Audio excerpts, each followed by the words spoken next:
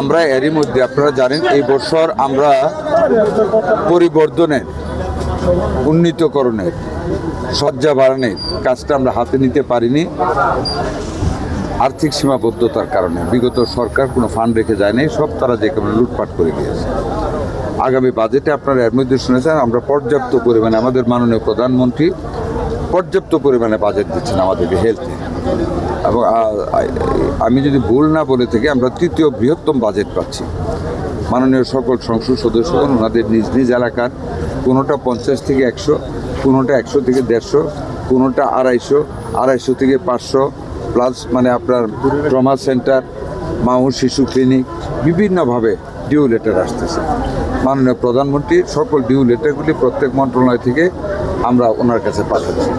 উনি মানে প্রত্যেকটা আইটেম ওয়াইজ ইকুইপমেন্ট সহ সব কিছু ভাগাভাগি করা হচ্ছে।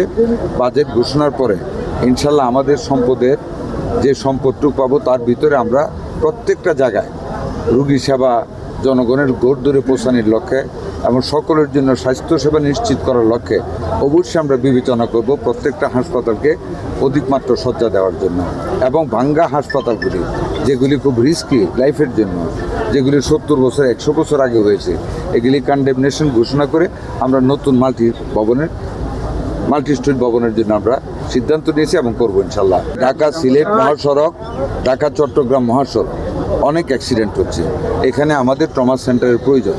আমাদের মাননীয় আমাদের স্ট্যান্ডিং কমিটির সম্মানিত সদস্য, সাবেক মন্ত্রী, বর্তমানে ডক্টর মোশাররফ হোসেন সাহেব, উনি একটা ট্রমা সেন্টার করে গেছেন। আমি এখন দেখতে যাচ্ছি ট্রমা সেন্টারটা এই সূচনা থেকেই স্থায়ীভাবে করা যায় কিনা, কি ইকুইপমেন্টস আছে, কি বেড লাগবে, আর কি কি লাগবে ট্রমা সেন্টারের জন্য আমি কিছুই জানি না।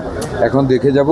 আমি মাননীয় প্রধানমন্ত্রীর সাথে আলাপ করব, অবশ্যই চেষ্টা করব ডক্টর মোশাররফ হোসেনের ইজ্জতের সাথে এটাকে তড়িৎ গতিতে চালু করা। ইমার্জেন্সি অ্যালার্ম যেহেতু ফেসিবাদের দোসররা এবং আমরা কেনাকাটায় দুর্নীতি রোধ কল্পে লয়েস্ট বিডারকে কাজ দেওয়ার জন্য আমরা সিদ্ধান্ত নিয়েছি, এবং আমাদের ডাক্তাররা অত্যন্ত সাহসিকতার সাথে সরকারকে দুর্নীতিমুক্ত করার সহযোগিতা করার জন্য বদ্ধপরিকর, এবং কোনো সন্ত্রাসীকে জায়গা দিচ্ছে না। এই কারণে আমাদের ডাক্তারদের উপর আক্রমণ হচ্ছে, আমাদেরকে থ্রেট দিচ্ছে, যে কারণে আমরা প্রত্যেক উপজেলা স্বাস্থ্যকেন্দ্রে 10 জন করে আনসার দিতে যাচ্ছি ঈদের পরপরই।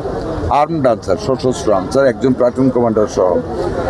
এবং এইটাকে আরও আমাদের ডাক্তারদেরকে ঐক্যবদ্ধ রাখার জন্য, একের সহযোগিতা অন্য দৌড়ে আসার জন্য আমরা ঢাকা মেডিকেল কলেজ হাসপাতাল এবং সোহরাওয়ার্দী হাসপাতালে ঈদের পরেই ইমার্জেন্সি অ্যালার্মিং সিস্টেম পুরা প্রত্যেকটা করিডোরে করতে যাচ্ছি, যাতে এটা বাজবে সন্ত্রাসীদের বিরুদ্ধে সবাই ঐক্যবদ্ধভাবে ফাইট করতে পারে।